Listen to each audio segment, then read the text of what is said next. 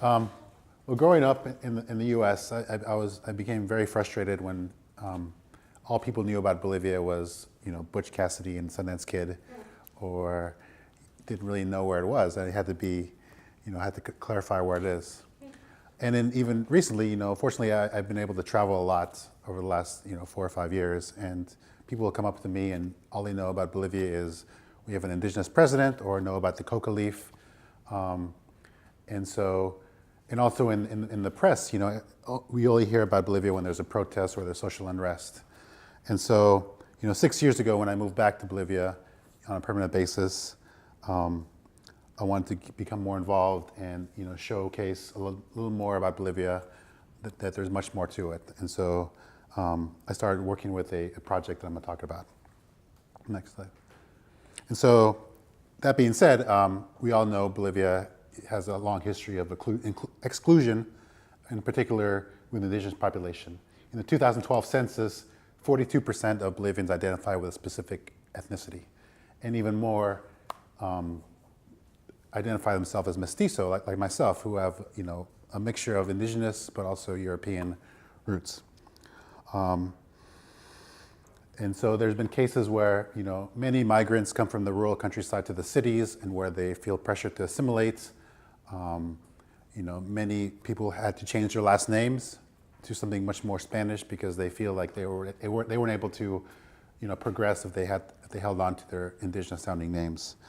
But even many parents discourage their kids to continue with the culture, with their language, because they felt like it's not something that would help them in the future, and so they encourage them to learn English, or even now they're teaching Chinese in some of the schools.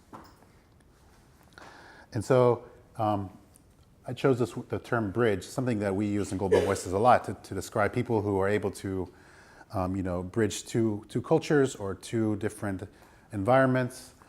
And in this case, we're talking about people. And so in 2007, we started a project teaching blogging to people in El Alto, which is a very indigenous city on the outskirts of La Paz. And there we met a group of Aymara university students who were really, really passionate about maintaining their language and their culture. And not only were they university educated, but they also had strong links to their rural communities, and they go back very often. So they're really interesting to be able to bridge those two worlds, the modern world, but also the traditional world where they come from, and showing that it's not mutually exclusive. And so, these language activists, they started a project where they started to, take full advantage of digital media to use their language, and they use Twitter, which they communicate in Aymara. They have their own Facebook group. They blog in Aymara. They started to contribute to Wikipedia in Aymara because they're very passionate about the next generation not finding the void or the absence of content in their own language online, because seeing their own language and culture reflected on something so current and so modern as the internet, it teaches them that it's not a language of the past or of history, but about the future. And so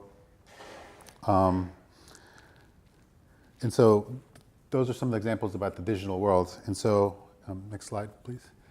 And so what I've seen happen over the last 2 or 3 years is a ripple effect. And so these young people are able to show others, and it's much more powerful if I would go and give a speech or give a talk about how they could use digital media to promote their culture. But if they're doing it themselves, it's much more powerful, and it's having a ripple effect with some of the other 36 ethnicities in Bolivia who also want to do similar things, taking not waiting for the government or outside NGOs to come in and say you need to do this, but having them identify this something they want to do, and I think it's a movement, and I think even though they don't like to call themselves activists, but I really consider them language activists that are using the most current tools to be able to showcase their language and culture, and for them to show a different side of Bolivia, and instead of not reducing it to politics or Butch Cassidy. It's much more than what we see in the news and online.